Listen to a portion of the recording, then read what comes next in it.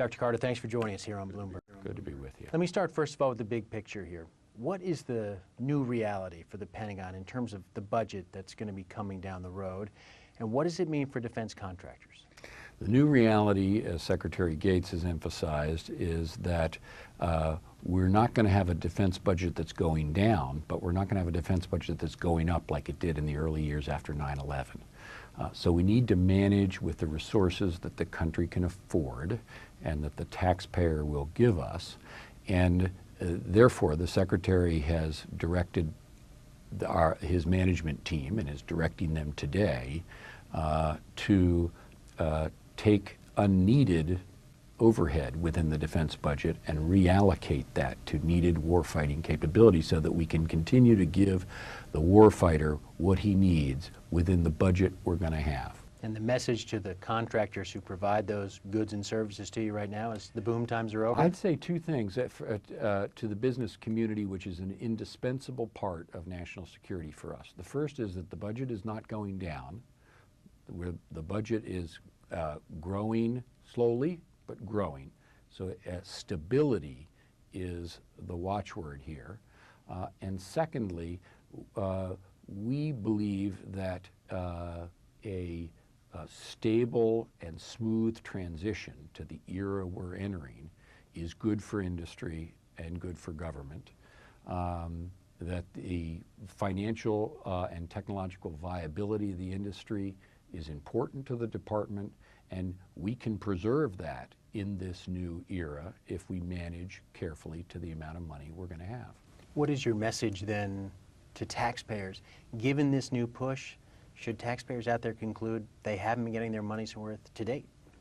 I think the taxpayer should understand that the heart of this effort is to continue to deliver what the country needs in a time of war without coming to them every year and asking them for more money. Why can't the defense economy be like the rest of the economy, where you get a better computer and cheaper every year? Why can't we get the weapon systems that we need, including better ones, every year to deal with the dangerous world in which we live, for the amount of money the country can afford? That's a reasonable expectation of us who manage the Defense Department's dollars, and that's where the way Secretary Gates wants us to manage, and that's what he is spelling out in some considerable detail today.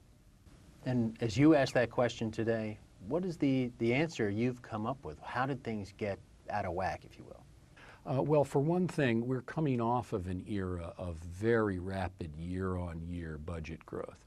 And what that naturally means is that there was money when people ran into managerial problems, and we need to remind people that there are other levers than more money to manage a program or an activity that's needed, but for which there isn't going to be an ever-increasing amount of money. This is not a principle that's foreign to people in commercial industry. The defense industry is not exactly like commercial industry because it only has one customer and so forth. But we should be building into defense activities productivity growth of the kind that we see in the commercial economy. And that's going to be good for business, and it's going to be good for the taxpayer. Let's talk about the specific guidance. What is going to be different going forward as a result of these changes that the industry isn't facing right now? Well, we've actually been talking about this intensively with industry, and there are a couple of things. We're going to be asking them to work with us on every program and every activity to scrutinize its cost and look at ways that we can incentivize the reduction of unnecessary cost in our contracted programs, just as we're trying to do within the Defense Department itself. And second, we're looking at practices that we impose on industry that cause them to be inefficient in ways that we end up paying for. So in both of those ways, we'll be working with industry going forward to try to drive the productivity growth that the Secretary is looking for in this sector. And this is going to affect not only future programs, but also current defense programs. Let's talk about the F35, for example, the big ticket item. It's had some problems. We talked with the Secretary at the F35 plant last year down in Texas.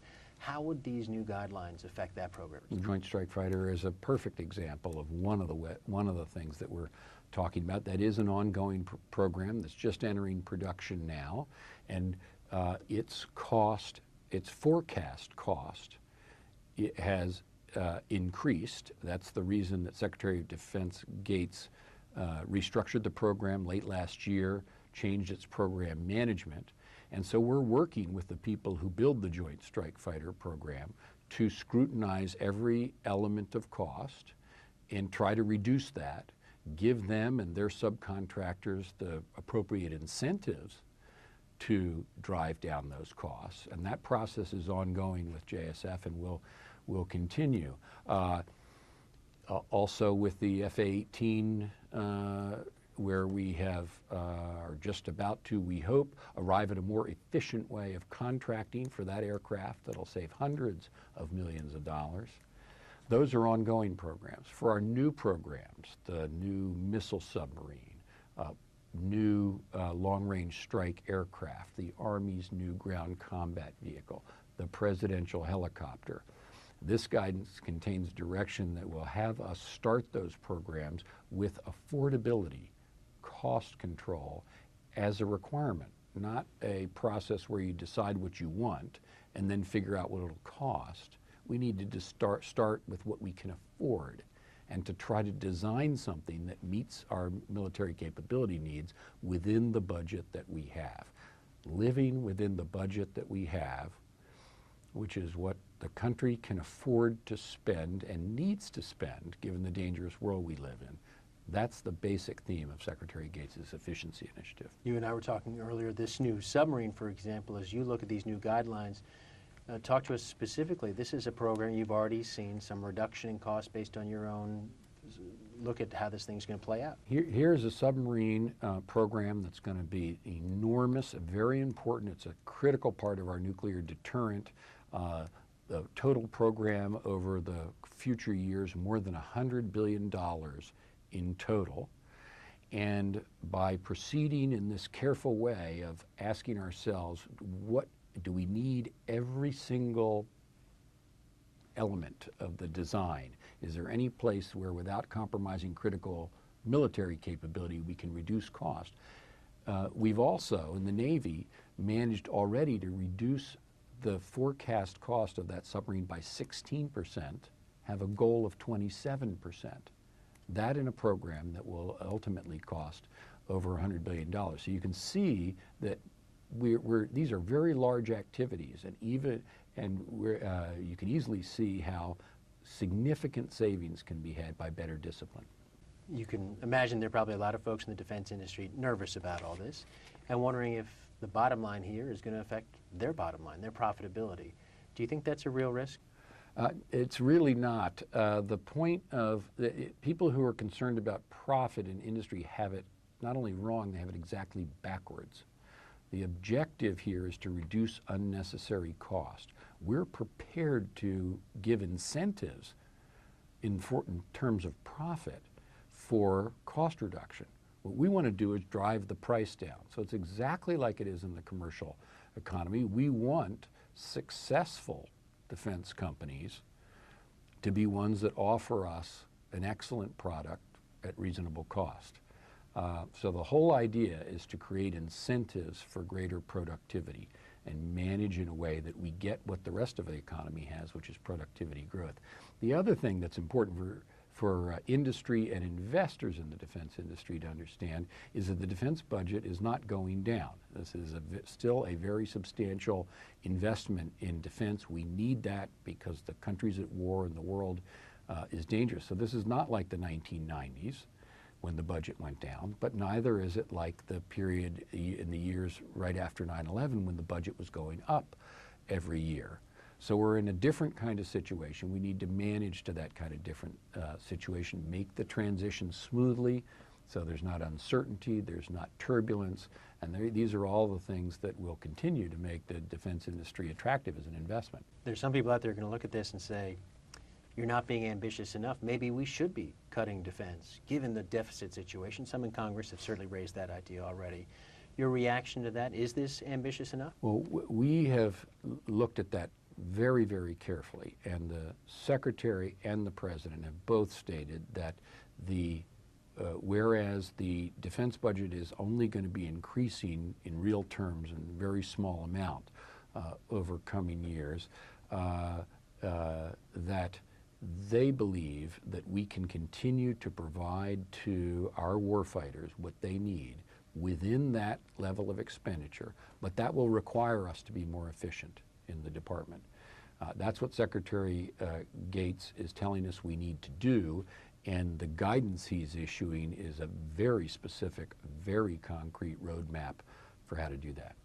And for, again, American taxpayers who look at this and they say, Dr. Carter, why aren't you guys doing this already? Well, there's no doubt that over the last decade, as the defense budget has continued to increase, that we've gotten into the habit of reaching for more money every time we have a management problem in a defense program. And that era is now over. We're going to have to look for other managerial levers. And it's pretty clear that after a period of ever-increasing budget and that kind of habit, that fat has crept in that we need to get out. And that's what the Secretary is telling us to do, get leaner, get better value for the taxpayer. Let me ask you, just in the same way I asked about the F-35, a couple other programs that have been pretty high profile, even average Americans know about them to some extent. The Global Hawk, the drone program, can you give us a better sense again how this new guidance might affect that program? It's also had some problems.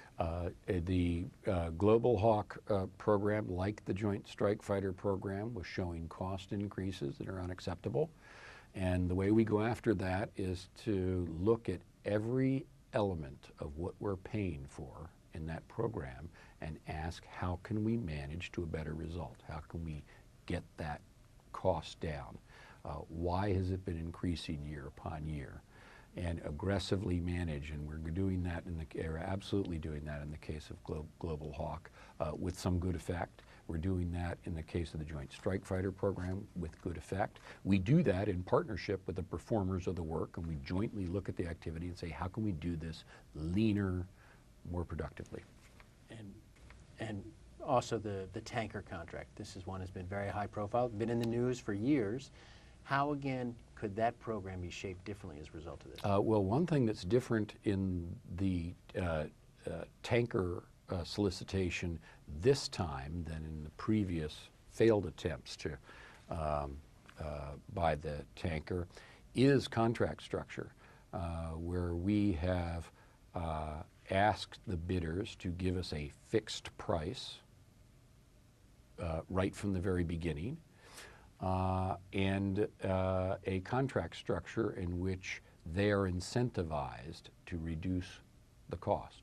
Let me just ask you finally, if I'm a defense contractor, the end of this guidance release, what is the main message you want them to have as they get back to work, trying to build the main message to all of the performers of our work is look at your programs and let's see if together we can figure out a way to deliver that product or that service more economically, and we'll both share in the benefits of being more productive. Great. Dr. Carter, thank you for the time. Good to be with you.